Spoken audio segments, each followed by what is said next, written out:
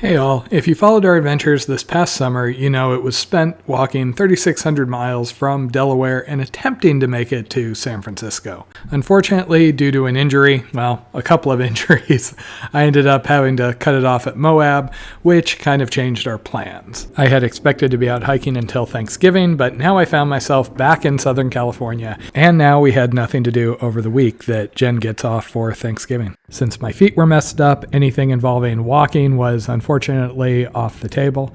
But after some frantic last-minute planning, we were able to come up with a last-minute trip to Bonaire to do our other passion, scuba diving. So I made it back to Southern California with no small amount of stress because the Jeep is having engine overheating issues that are very intermittent, and I wasn't sure I was going to make it back here.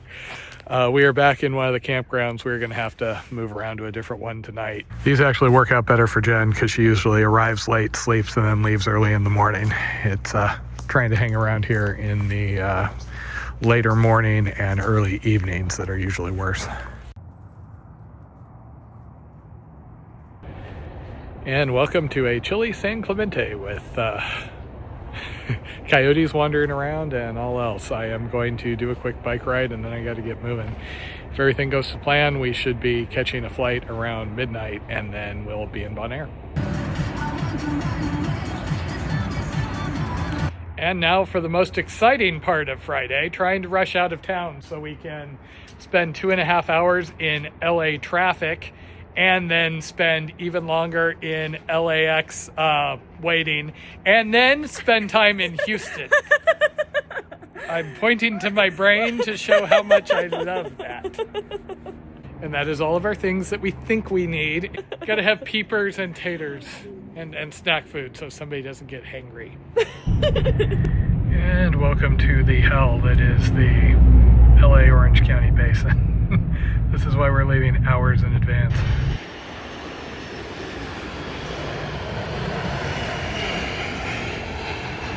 Traveling is always stressful, but having to travel with a giant suitcase filled with dive gear, which has to stay under 50 pounds or else we're in trouble. And here a very blue Jen tries to remember, do we have everything? Is your car locked?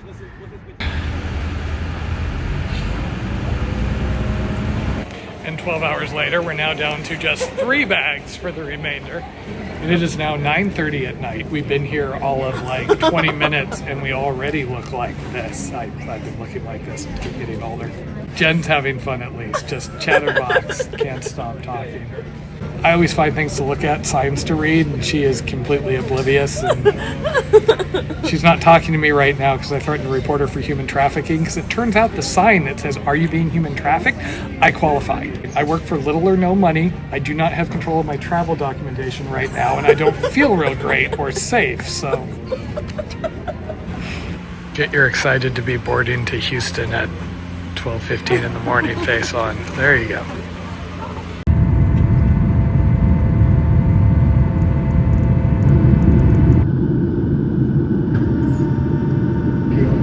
It is now 6 a.m. and for our sins, we are in Houston. We have a 6-hour layover and then another relatively easy flight into Bonaire.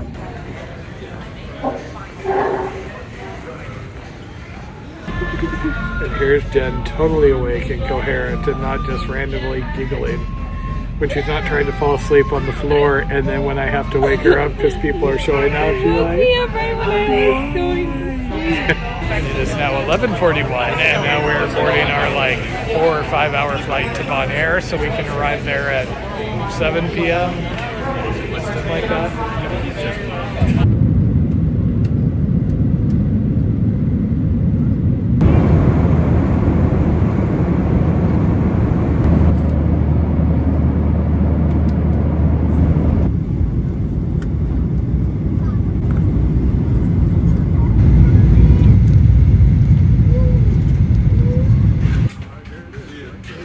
We have been in airports all day and it is now 85 degrees out here and humid.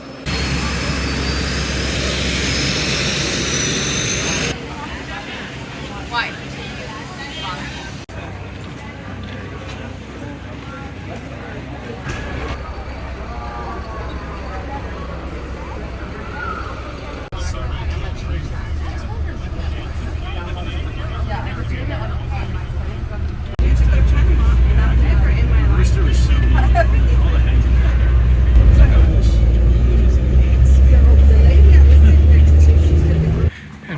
all checked in. We do not have our luggage yet, but we are assured it is coming, and we don't have anything until a mandatory dive briefing at 9 a.m., in which case they tell you to dive in the water, not on the beach, and we should be free and clear.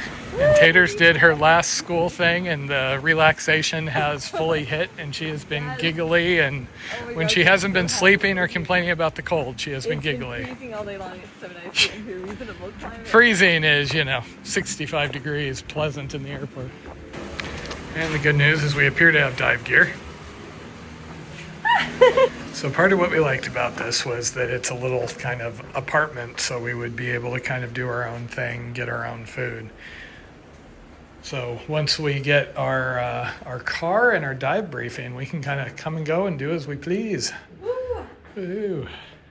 Part of our budget plan for this trip had been to avoid always eating out and basically get food from a restaurant and cook ourselves. However, we didn't have our vehicle yet. We were very, very tired, and it was taco night.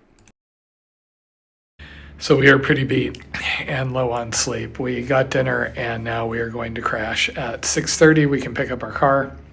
At 9 o'clock, we do our dive orientation and schedule our check dive, and then we should be good to just be out playing for the next week. Home sweet home.